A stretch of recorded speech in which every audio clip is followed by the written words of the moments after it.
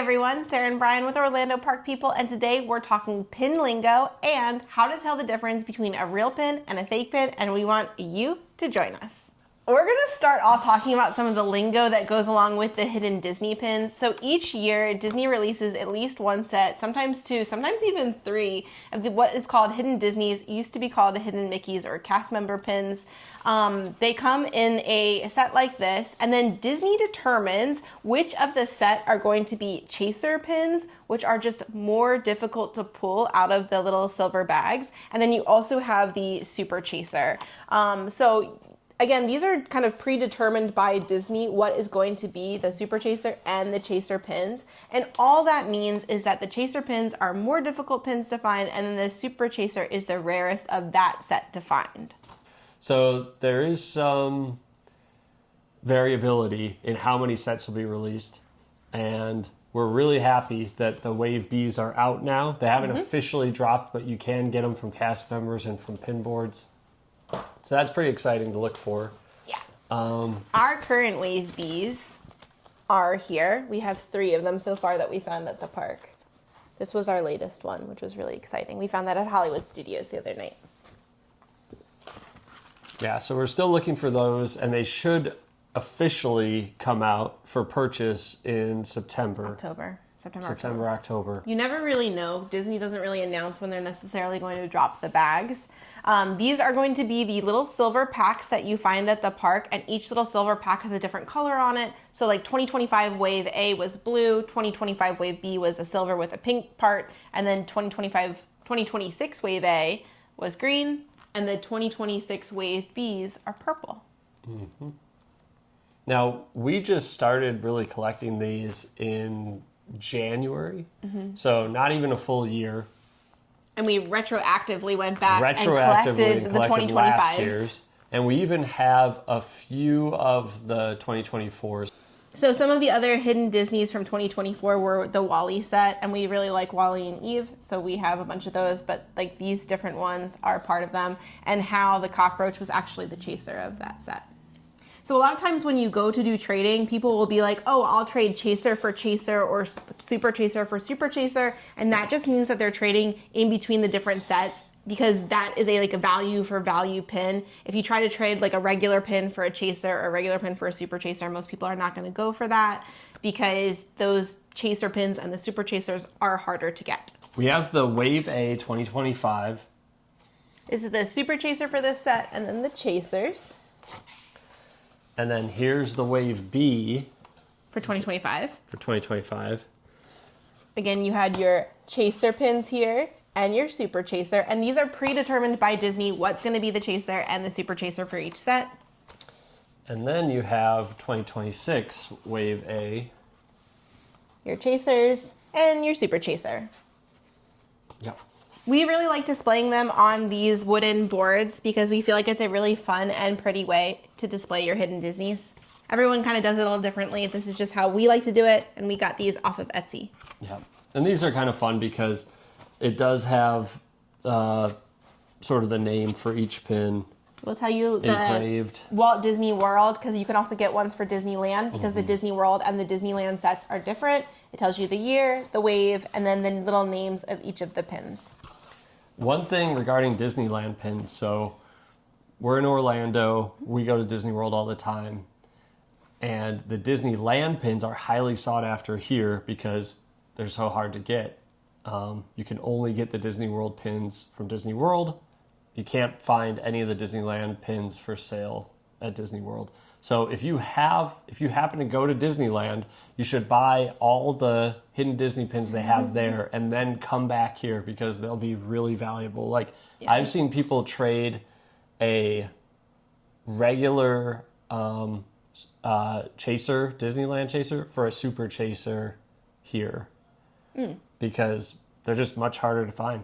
Of course, you can buy these pins online on, resale websites like eBay, but don't do that because it's a lot more fun to trade. Yeah, and then you're going to have to pay shipping and everything else. So that's just something to keep in mind. And it happens all the time. We're in the breezeway or we're at a pin event where you see the Disneyland pins, and it's like, wow, where did you get those? I actually like those better than the Disney World pins. Yes. And specifically for us, the 2026 Wave B Disneyland pins, I actually kind of like more this year. Obviously, we're going to collect the Disney World ones, but we're probably going to collect a whole second set and try to trade it for a Disneyland set because the Disneyland ones are really pretty this year.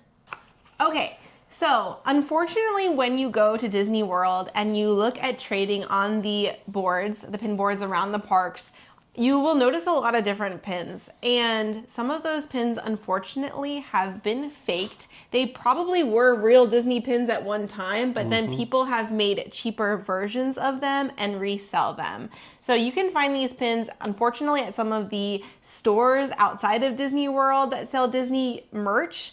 And then also online, if you look on eBay and somebody's selling like a bulk amount of pins for a very cheap price, it's usually because they're not actually true, authentic Disney pins. People will sometimes call those fakes. I call them poser pins. I try to not say fake at the board. I call them scrapper pins. Some people call them scrappers. In fact, if you go to Galaxy's Edge, they don't even call them pins. Like if you ask to see a pin board, they're going to say, I don't know what you're talking about. But if you say, I want to see your scrap metal board, that's the pin board. Yeah, so just in terms of more pin lingo then, you're going to hear people say scrappers, fakes, dupes. I think those are the majority of the ones that we've heard people say. Scrappers just mean, again, it's been a Disney pin that's been recreated by not a Disney company or a Disney licensed pin creator. So it's kind of not real. It's a knockoff.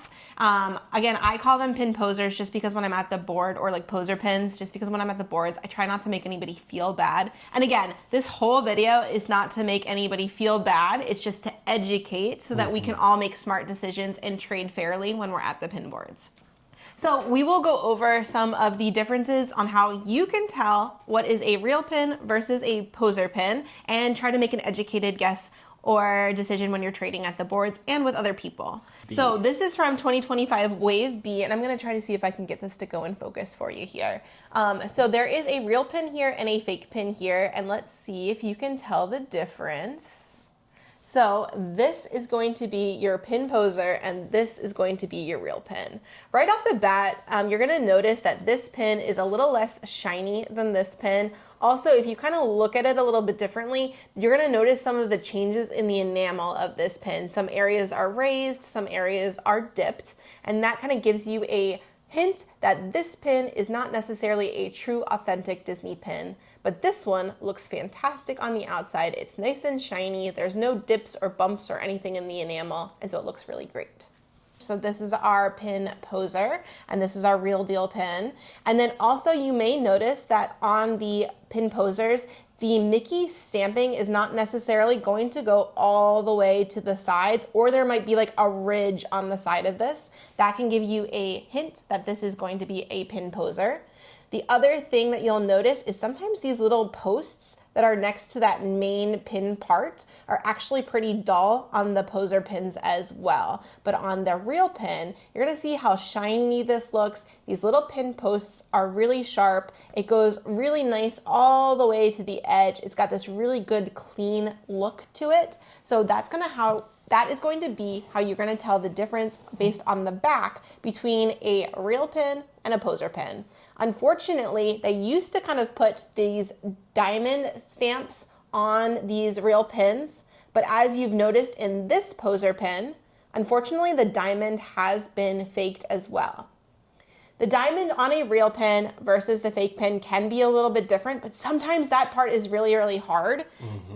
This one is a little bit easier. You're gonna notice that all three of those shapes are kind of the same size, and the ears are like weirdly put, where on this one, you're gonna notice that it actually looks like a true Mickey, and the ears are slightly smaller than that center Mickey diamond part. But again, that can be really tricky to tell. So I would encourage you to look at the front of your pins and feel for the thickness of the pin, and then look at the back of the pins to help you determine what's the difference between a real pin and a poser pin. This is another one, and this is actually really hard to tell from the front. Even when I was like going to make this video, I was like, oh my goodness, which one's the real one? So I think this is not going to show up on camera very well, but if you look at these two pins, they almost look exactly the same from the front. However, when I'm like moving it kind of to the side, this one has a lot more streaks in the paint and the enamel, and that's how you could tell the difference. Now, if this was an older pin, it'd be a little bit harder if it had been used and kind of traded a bunch, that maybe those streaks could be there. Yeah. But this pin is a lot more kind of smooth, and there's not any streaking going on compared to this pin. That's just not going to show up really well on the camera. However, when you take these pins off and you look at the back of them, the thickness for me, again, is pretty much the same. But when you look at the back of them, it's pretty obvious at that point what is the real pin and what is the pin poser. This one is the real pin. You see how that's super shiny. Those Mickeys go all the way to the edge. There is that diamond there that looks exactly like a Mickey, like it should. And then this guy is so matte on the back. You can tell right off the bat that that is not a real Disney pin. The posts are super dull as well, and it's just got really hard to read writing as well. Nothing is clear about this pin compared to its actual real counterpart. That one's really tricky.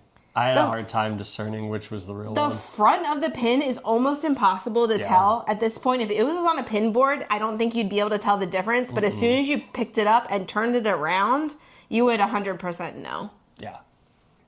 Well, that's going to do it for the video for today. We're Brian and Sarah Kay. Thanks for joining us, and we'll see you in the next video. Bye. She'll say bye.